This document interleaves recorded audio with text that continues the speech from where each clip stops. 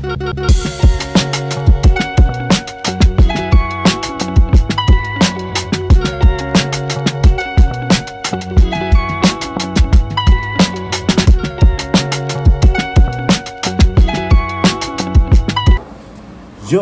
What's up again mga kakusot, mga karpintero at mga karpintera, and you're now watching here again na our channel Karpintero Pinoy TV by GCS Woodwork. So ayun guys, for today's vlog, dyan naman tayo sa SMDC Cool Suits dyan sa Tagaytay, sa tabi siya ng Wind Residence. So medyo malayo-layo yung gagawin natin. So ayun guys, kailangan tayo ng ating client. So yung client natin is nagpagawa na before, yung condo niya dati is sa MOA. So, bali return client natin to. And syempre, nagustuhan niya yung unang gawa.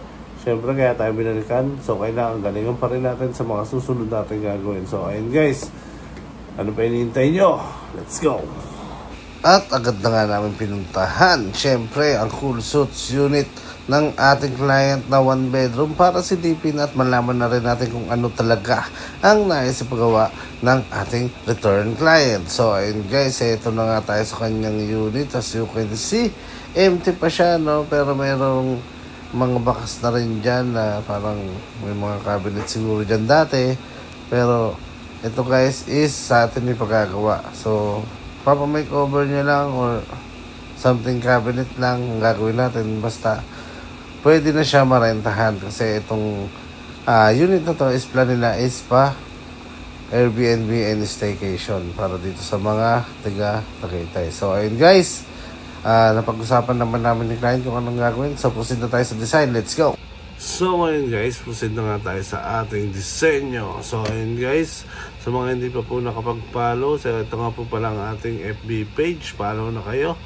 And ito naman ang ating YouTube channel. Sa mga hindi pa po nakapag-subscribe, subscribe na po kayo. So andyan po lahat ng mga ginagawa natin. So ayun guys, proceed na tayo sa ating disenyo. So ito siya guys. So studio, 1 bedroom unit lang siya. So ito yung kanyang layout. So ito yung gagawin natin sa kanyang CR.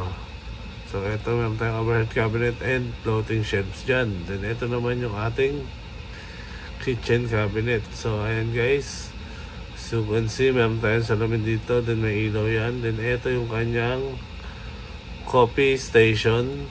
Then meron tayong shelves dyan. Then ito naman yung kanyang magiging dining table. And ito yung kanyang closet. And meron tayong vanity dyan. So ayun guys, no? So yun yung gagawin natin dyan guys. So abangan natin. Kung excited na kayo, simulan natin yan agad. So ano pa hinihintay nyo? Let's go! At ito na nga agad natin sinimulan ng bakbakan. Sa kanon is ma-deliver natin on time ang ating proyekto dyan sa Tagaytay, sa Cool Suit Residence by SMDC. So ayun guys, no?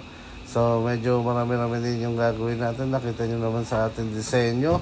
At doon natin ilahad lahat ng mga ipagagawa ng ating client. So ayun guys, syempre kailangan natin pag-igihin at kailangan natin pagandahin ang ating proyekto na to para nang sa ganun is bumalik muli sila sa atin. So ayun guys, no?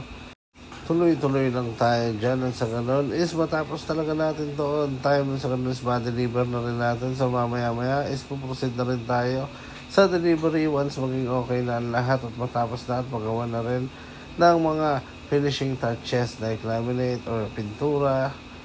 So ayun guys, no, makita nyo kung ano yung mga ginagawa natin dito. So natapos na nga ang ating fabrication at ito na nga, testing na natin. Nagpa-add nga pala ng shurak ang ating client. So doon nilalagay banda sa kanyang CR. So ayun guys, no, wala tayong sinayang na panahon at wala tayong sinayang na space dahil ito ay ready na. So proceed na tayo sa ating delivery. So ayun guys, as you can see, madaling araw pa at kami ay lumakad na. Nang sa ganun is mas maaga natin matapos ang mga gagawin natin dito sa SMDC Cool Suits Tagaytay City. So ayun guys, makita nyo mamaya kung paano natin yan ikakabit at kung paano natin pagkakandahin ang kanyang unit. Na sa ganun is matuwa naman at masiyahan naman ang ating mga kliyente. Sa mga hindi pa po subscribe na rin po kayo at follow na rin po kayo sa aming FB page. At kung may katanungan, message lang po kayo. Let's go!